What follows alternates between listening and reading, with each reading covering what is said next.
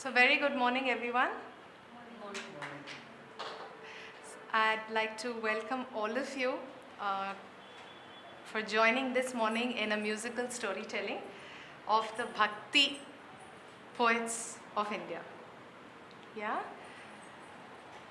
Today I'll be sharing some stories which are very dear to me and which I really enjoy sharing, and the way I like to enjoy sharing with music and dance and everything woven in. Yeah? I hope you enjoy it as much as I do. So how many of you like stories here? Yes. And today, let me tell you that stories also love us very much. And to be a part of us, we need to invite the stories right here. Yeah? So could you please join me and help me in inviting all the stories here? You have to just watch me. You have to watch me very carefully.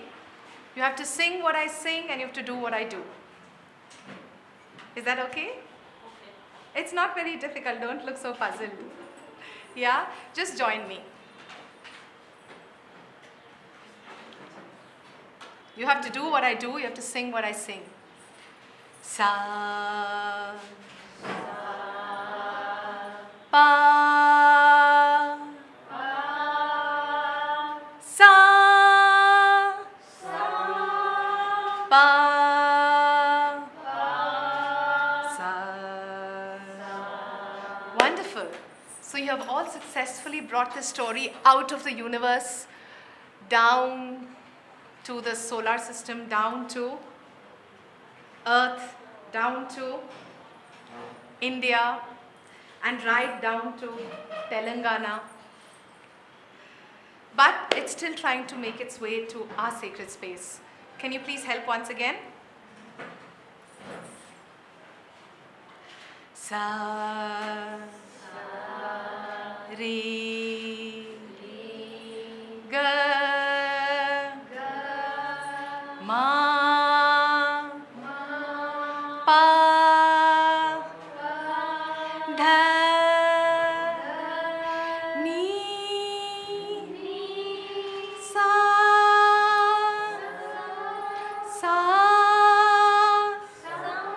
ni, dha, pa, ma, ga, re, sa. Wonderful. So we have all successfully brought the stories right here and they are waiting to be shared with you. I'll begin with the story of a deer. Does everyone know what's a deer? Yes? Yes. Yes? How does it look? Looks like a horse. Once there was a deer which wanted to see how it looked. And in the jungle, as it walked and walked and walked, it found a nice clearing, a pond. Okay? It looked inside the pond and was watching its own reflection. And it said, wow, what beautiful horns I have. Huh? Charming, really. Makes me look so handsome. And then it saw its scrawny legs and said, ugh, my legs are so ugly.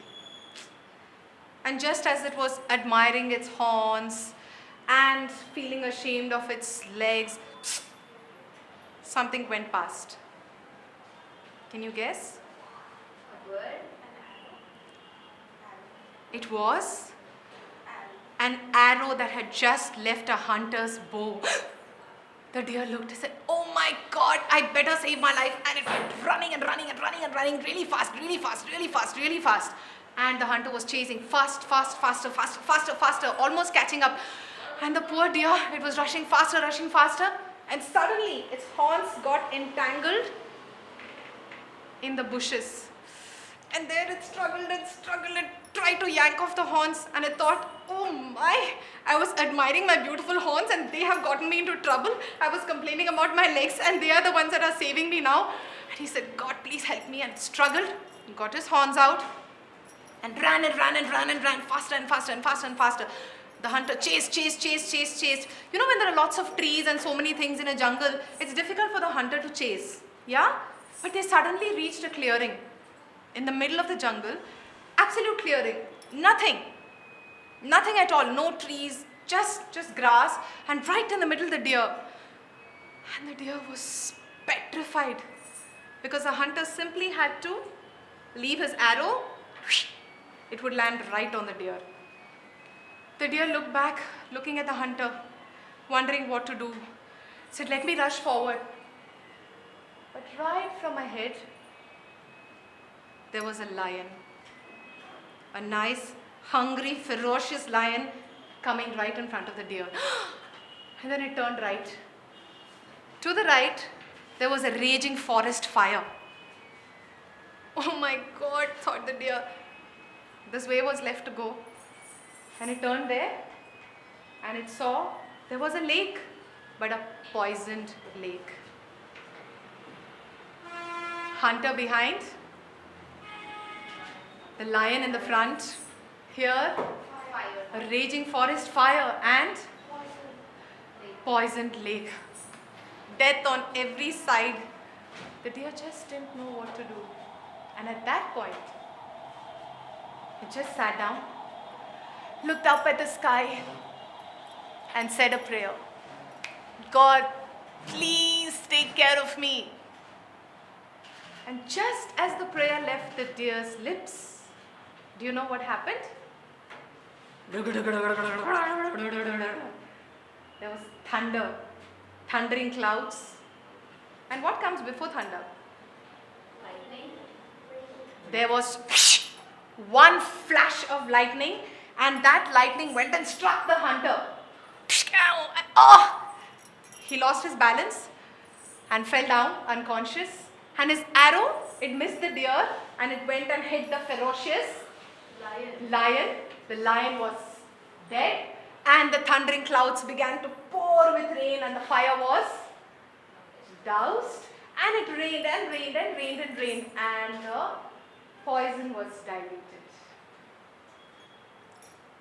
Safe everywhere, the deer got up and said, "Thank you," and walked away. Now this is what the Bhakti tradition is all about.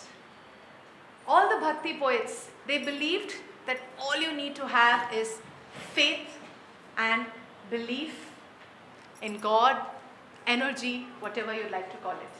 And there were many Bhakti poets all across India who in their own way shared with people the beauty of Bhakti. There were many different saint poets like Bhakti Ramadas, Meera, Kabir, Chaitanya Mahaprabhu, Tukkaram, and so many others. I could go on and on and on. Yeah? But today I will tell little stories from the life of some of these Bhakti saints. So let us start with a very well-known Bhakti saint from right here, the land where we all live today. Yeah? And his name was Bhakti Ramadas. So who do you think was his favorite deity? Rama. Yes, of course. And that is how he got his name. He was such an ardent devotee of Lord Rama that he came to be called as Bhakti Ramadas. Now Bhakti Ramadas, whatever happened in life, he would always and forever keep praying to Rama and keep being thankful for everything that happened. Right? And he was so fond of praying to Rama that he would, when he had troubles, he would say, he wouldn't ask, "Don't give me troubles, Rama." He would say, "When I have troubles, please give me the strength to face those troubles." Yeah? And Bhakti Ramadas, he prayed day and night to Rama, and he would imagine Rama with all beautiful jewelry on him and wonderful decoration on him, and he did everything that he could to create the Rama that he believed in. Alright? And that got him into trouble. So once the king got very upset with Bhakti Ramadas and he threw him in the jail. It was a very special jail, and it's still there in Golconda Fort. So if you want to see that, you must go to Golconda Fort. Okay? It was a jail that had no doors, no windows. Can you guess how he got into the jail then?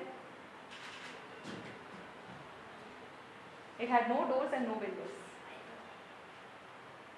How did he get in? He dug a hole.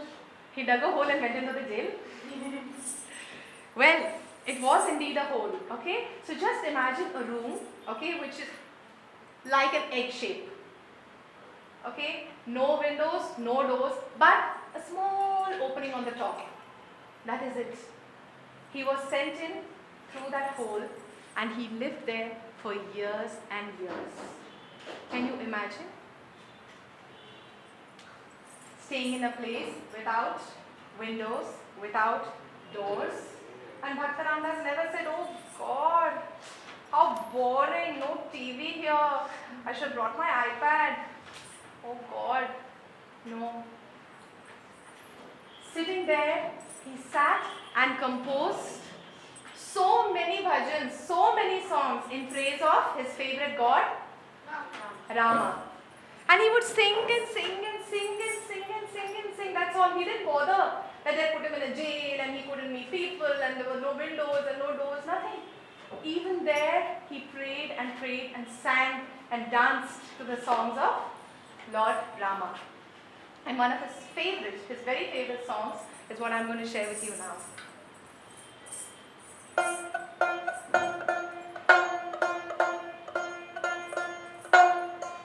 Ye tirugananu dayajusadavu inavamso tamarama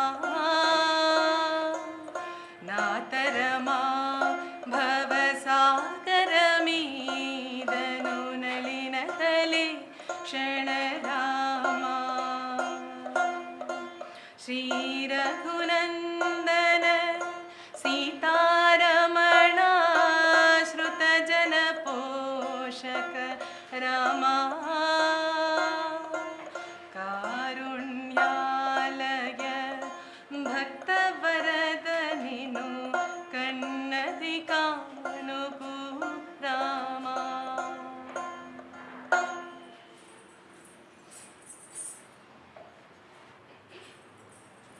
Do you know what language that was? The song? Telugu. Yes. Could you understand some of the words, those who know Telugu? Yeah? So that was what was special about the Bhakti tradition. Praying was in the language that people spoke. Before that, prayers were in classical languages called Sanskrit and Pali, and nobody could understand those prayers. They just prayed without understanding. But Bhakti tradition changed everything. People could pray in the same language that they spoke. So if you prayed in English, that was also a prayer. Yeah, that was the beauty of Bhakti tradition.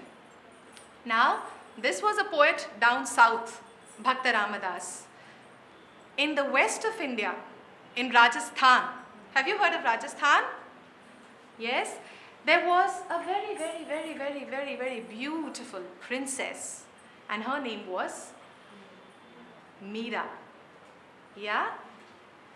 There was a lovely little princess called Meera who was one day, along with her mother, sitting in her palace. A princess lives in a palace, right? And they were in the first floor, right up there. And she and her mama from the window, they were watching a procession pass by. Now this was a marriage procession. Okay? There was the bridegroom. He was sitting on a horse and he was dressed beautifully. He had a turban and he had some things hanging. And there he was going and so many people were singing and dancing all around. And Meera was so amused with all of that and she said, "Who is that, Mama?" And her mama told her, "Oh, that is the groom. He's going to marry a girl today." "Oh, is it? Then who will be my groom, Mama?" And just to humor the little child, her mother said, "Krishna, Krishna is your groom." And Meera believed that deeply in her heart, that Krishna is her groom, Krishna is her husband, and with all her faith, she sang, just like Bhakti Ramdas, she sang and made beautiful songs in praise of Lord Krishna. And they say that her songs were so beautiful. She would go to the Krishna temple and she would start singing. And people would come to the temple correctly at the time when Meera comes. Because they knew that it would be so beautiful and so joyous just to see Meera sing and dance songs in praise of Lord Krishna.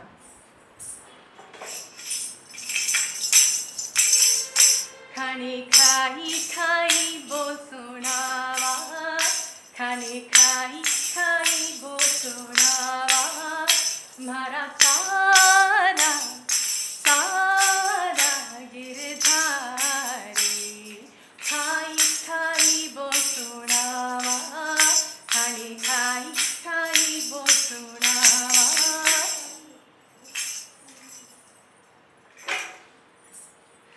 This is how Meera would sing songs of Krishna all the time, all the time.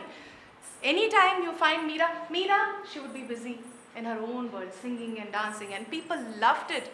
People really could feel all the love that she felt for her Lord Krishna. But there were people in her house who didn't like it at all. Didn't like it at all. And they decided, this must be stopped. This is just not right. What is Meera doing? Going out and dancing and singing in front of people and all chi chi chi chi chi chi. And so they hated it so much that, can you imagine? They decided to poison her. So one day, someone from the family sent her a bowl of kheer. Paisam. What else do we call it? Yeah? Do you know? A sweet dish. Okay? A bowl of kheer which was poisoned, and Meera didn't know it was poisoned. And the other thing about Meera, just like most of the Bhakti saints, she wouldn't fuss about anything. Alright? So if anything was sent to her in a bowl, she won't look at it and say, cabbage soup today. Mama, you didn't make tomato soup, huh? I don't want to have this. No. She'd never complain. Whatever was given to her, she would take it very gratefully, very thankfully, very happily and drink it up. So what do you think she did with the poisoned kheer? Drank it. Yes. She took it and she drank it, all of it. And what do you think happened to her? She fell unconscious, but she gained consciousness. She fell unconscious. Nothing happened to her? Do you think nothing happened to her after having a bowl of poisoned kheer? Can you believe that? Yeah. And that is exactly what happened. Nothing happened to Meera. And the story goes that nothing happened to Meera because as she drank it, she didn't think of it as poison at all. She believed it was a precious amrit. You know what's amrit? Yes. Which gives life. She believed it was amrit because it was God's blessings. Rana ne vish diya, mano amrit piya, Meera Govind Gopal gaane lagi, wo to gali gali hari gun gaane lagi, aisi lagi lagan, Meera ho gayi magan. Such was her faith that even poison could do nothing to her body because she believed in her God so much. So this is a story of another Bhakti poet, Meera Bai, who lived in Rajasthan. And remember what they hated most about her? That she sang and she danced, and these were things that were not right. So Bhakti tradition brought people to believe that if you wish to sing and dance and pray by singing and dancing, you should do that. And there's nothing wrong with it. Yeah? Before that, it was considered very wrong. You can't sing in a temple. No, you can't dance in a temple. You're only supposed to sit and pray like that. Yeah? But Bhakti poets came and they changed all that. They would sing and they would dance and they said, it's okay. You want to pray like that? Pray like that. Yeah? This was another beautiful thing about Bhakti tradition. Again, another poet who sang and danced and prayed and believed in the Lord and who lived in another part of India called Maharashtra. Do you know where is Maharashtra? Do you know any place in Maharashtra? Anybody? Any of the, yes? Nasik, okay. Yes, Anika, you know some place? Pune, yes. Pune is in Maharashtra. Nasik is in Maharashtra. Yes? Yeah. So there was a small village in Maharashtra where they lived another Bhakti poet, and his name was Tukkaram. Tukkaram worshipped Panduranga, Vithala, who was again Krishna, and he was a potter by profession. Do you know what's pottery? Making things with clay. Yeah. So first, as a potter, he spent a large part of the day only making his clay. And you know how they would make their clay? They would have a pit where there was a lot of Water. yes, a little bit of water and the mud which had to become clay, and they would stomp it and stomp it and stomp it and stomp it for half a day till it became fine clay. Then they would make the pots with it. And Tukkaram was helped by his wife in his work. Alright? And he was a very good potter. He made very nice pots, but whatever he was doing, all the time he would be praying to Vithala. He would be praying to Panduranga. Yeah? And one day as he was busy, his wife had told him, today don't sit with the wheel, okay? Just mulch the clay well. Alright, so he was busy there. So as he was mulching, he started, Vithala, Vithala, Panduranga, Panduranga, Vithala. And he was so busy, he didn't see his little son come close and close and closer. And he kept stomping, and his son's hand got stomped, his feet got stomped. He didn't realize anything. He was so busy praying. And his wife was busy in the kitchen, and suddenly she came and she saw her child there in the middle of the clay, half hurt, and she screamed, "What are you doing? You're so mad about your Vithala, you can't even see what's happening to your own child." And suddenly Tukkaram broke out of his reverie, and he was shocked as much to see that he had hurt his own child. And then he realized the child was crying, the child was hurt, and he didn't know what to do, and immediately he started praying to Vithala, "Vithala, please, please, please take care of my son, please, please." And his wife said, yeah, your Vithala will take care of your son. Your Vithala is the one who has caused this to your son. Can you see that? And as she was shouting, suddenly, back in her arms was a little child, smiling, cheerful, unharmed. And then she looked at her husband and she realized, yeah, his prayers are indeed very deep. Yeah.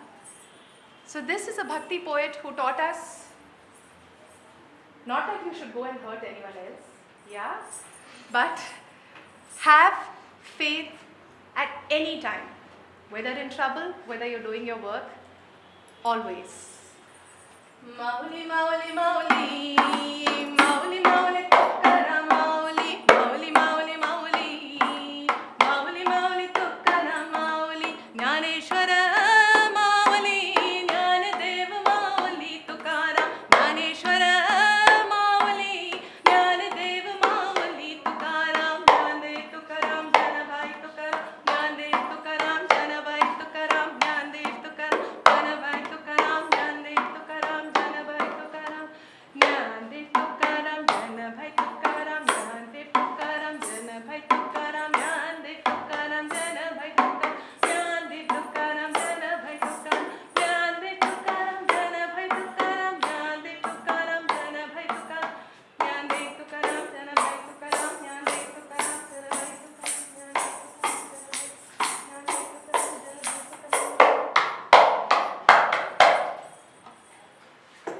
Tukkaram, Janabhai, As I was telling you, Bhakti poets like Tukkaram were many and scattered all across the country.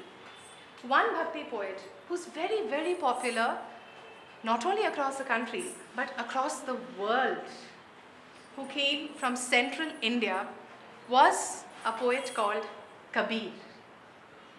Have you heard of Kabir? Yes. Have you heard of Kabir?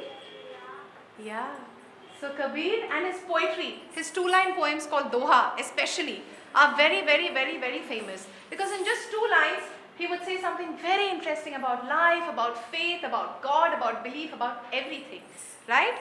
And unlike Tukkaram and Meera and Bhakti Ramadas, who had one favorite God, Kabir did not have any favorite God at all. And so he was very popular with everybody. He was the Bhakti poet who was much loved by the Hindus.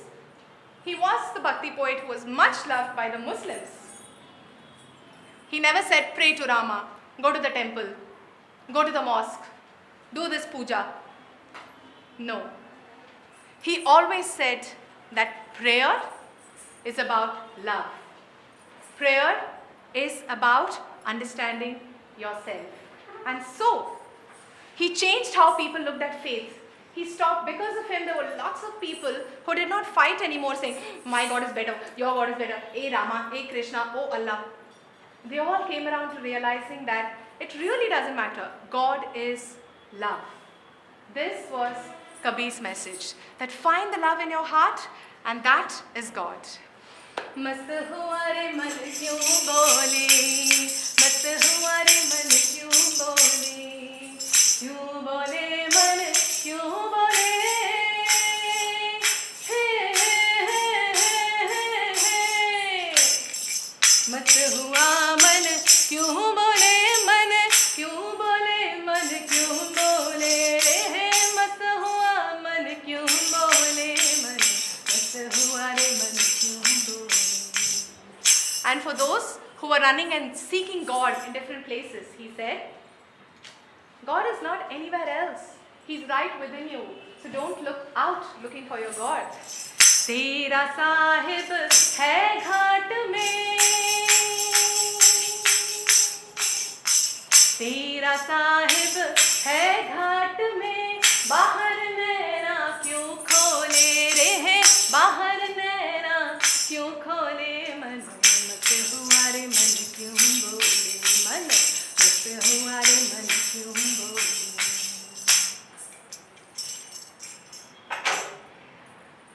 And Kabir, who brought us a very special message like that of so many other poets and Bhakti poets of India, shared with us the essence of the Bhakti movement, which was just believe, just have faith, just love one and everyone, and sing and dance and pray the way you'd like to, in the language you'd like to. I'd like to end with a little song of a poet who is not from India, who perhaps may or may not be considered a Bhakti poet, but what he sang was also the essence of Bhakti. He is Bulle Shah from Sindh, who said, पढ़ पढ़ आलम फाजल बनियो, पढ़ पढ़ आलम फाजल बनियो, करी अपने आपनू पढ़े, वज वज वड़दियां मंदर मजीदी, करी दिल अपनी. You read the whole world, you've understood everything about the universe, but you haven't read your own self. So stop running to the temples and to the mosques and run with it. Thank you so much.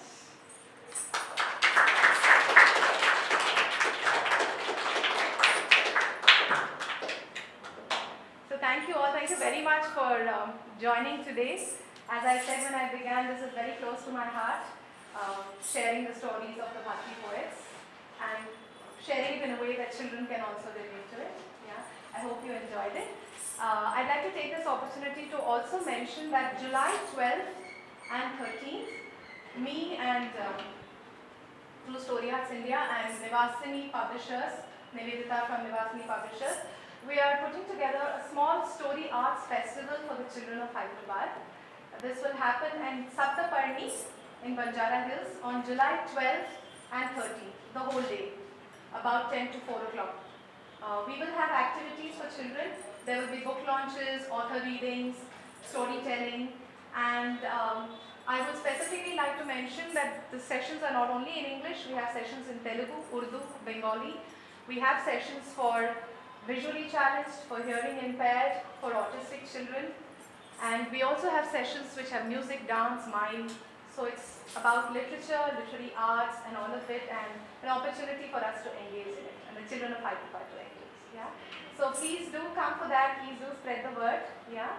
Thank you so much.